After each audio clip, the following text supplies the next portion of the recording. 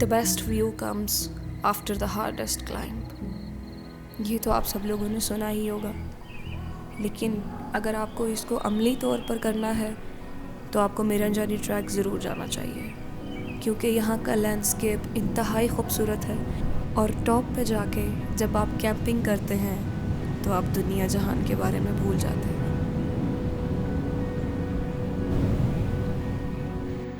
वैसे तो अक्सर मैं अकेले ही ट्रैवल कर रही होती हूँ, लेकिन इस बार मैंने डिसाइड किया कि क्यों ना मैं अपनी फैमिली को भी साथ लेके जाऊँ।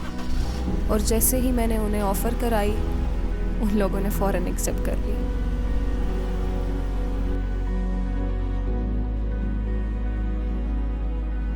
हम लोग पिंडी से निकल रहे हैं नथिया गली के लिए।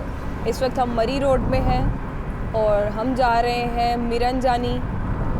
और आज के ट्रिप की ख़ास बात ये है कि हमारे साथ टक्की के साथ साथ अम्मी भी इस ट्रिप पे हमारे साथ चल रही हैं और हमने करना है मिरंजानी ट्रैक। देखते हैं कि अम्मी से ये ट्रैक हो पाता है या नहीं।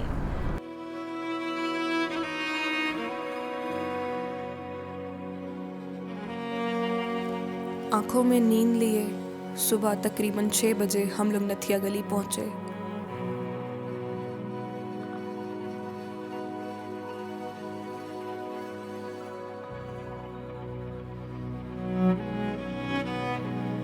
हमें पहुंचने में इतनी देर इस वजह से लगी क्योंकि हम लोग जगह जगह रुक के शॉट्स ले रहे थे, भी तस्वीरें तो कभी वीडियोस। रास्ता ही इतना खूबसूरत था कि हमें मंजिल से ज़्यादा रास्ता पसंद आ गया था।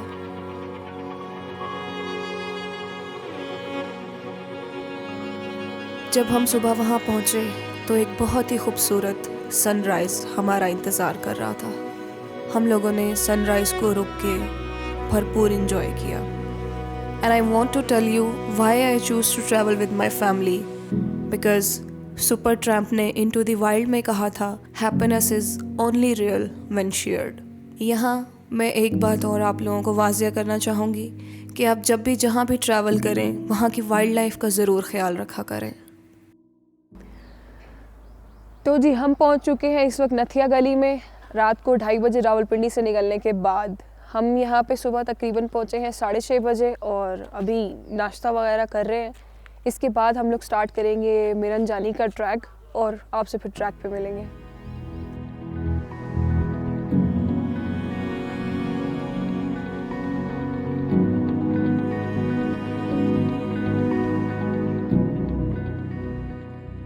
इस वक्त हम ट्रैक के लिए मुकम्मल तौर पर तैयार हैं और तक्की जैसा कि सामान अनलोड कर रहा है, हमारा कैंपिंग का मैट्स और बाकी सारी चीज़ें। और यहाँ पे आके रोड बहुत ज़्यादा स्टीपी और रफ़ हो गया, जिसकी वजह से हम गाड़ी मज़ीद आगे नहीं ले जा पा रहे।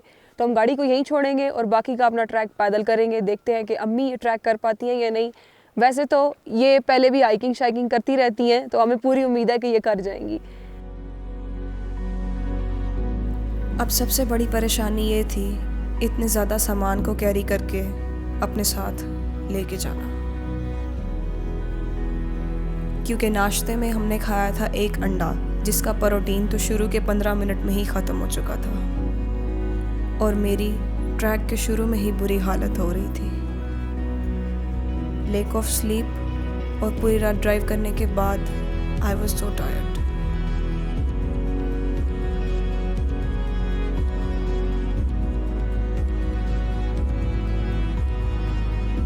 मेरी सबसे बड़ी परेशानी ये थी कि क्या मैं इस ट्रैक को पूरा कर पाऊँगी या नहीं, क्योंकि शुरू में ही मुझे बहुत ज़्यादा डिहाइड्रेशन हो रही थी।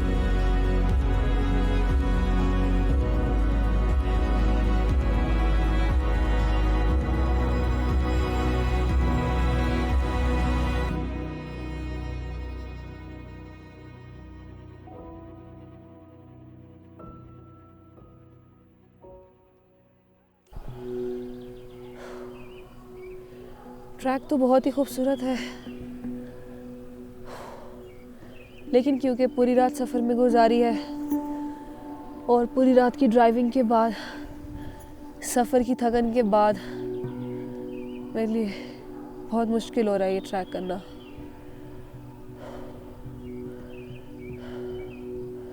अभी 1 घंटे का किया है, शायद 1.5 घंटे का ट्रैक बाकी है। नो डाउट ट्रैक बहुत ही खूबसूरत है, लेकिन थकन की वजह से और एल्टीट्यूड ज़्यादा होने की वजह से मेरे लिए बहुत मुश्किल हो रहा है। पता नहीं इसको कंप्लीट कर पाऊंगी या नहीं। बहुत थकन हो रही है।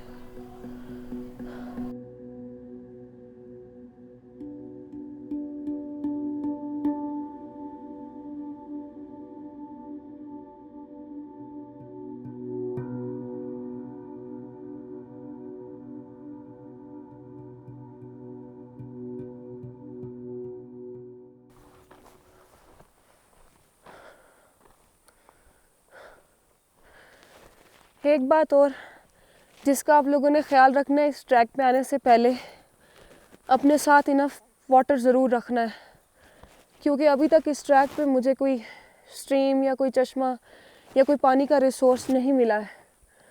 और यहाँ पे धूप बहुत ज़्यादा तेज़ है और इतनी ज़्यादा तेज़ धूप में आप एकदम डिहाइड्रेटेड हो जाते हैं। दूसरी जो इस ट्रैक की सबसे खूबसूरत बात है वो ये कि यहाँ पे हज़ारों की तादाद में बहुत ही कलरफुल बटरफ्लाइज हैं जो कि बहुत ही खूबसूरत व्यू दे रही है। इतनी प्यारी और इतनी ज़्यादा क्वांटिटी में बटरफ्लाइज मैंने आज तक अपनी ज़िंदगी में नहीं देखी जितनी इस ट्रैक पे है। बाकी अभी भी ट्रैक शायद 1 घंटे का या 1.5 घंटे का रहता है, ख़त्म नहीं हो रहा क्योंकि गर्मी की शिद्दत है। देखते हैं हमें इस ट्रैक पे और क्या क्या देखने को मिलता है।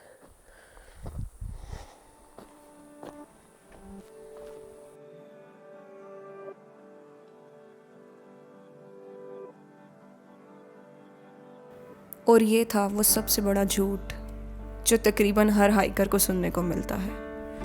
कैसे मुमकिन था कि 4.69 किलोमीटर्स का ट्रैक हम 2 घंटे में कर जाते। हम में से किसी को ये अंदाज़ा भी नहीं था कि अभी 3.5 घंटे का ट्रैक बाकी है। सबसे ज़्यादा मुश्किल मुझे वज़न उठाना लग रहा था, क्योंकि मैंने कभी भी इतना वेट कैरी करके हाइकिंग नहीं की थी। लेकिन टॉप पे पहुंचने के बाद इनमें से कोई भी बात मुझे याद नहीं रही। सिर्फ याद रहे तो वो हसीन और दिलकश मंजर जो मैंने ऊपर पहुंचकर देखे। और हम में से किसी में भी कुछ भी बोलने की हिम्मत ना थी। ऊपर पहुंचने के बाद के जो मनाजिर थे वो कुछ यूँ थे।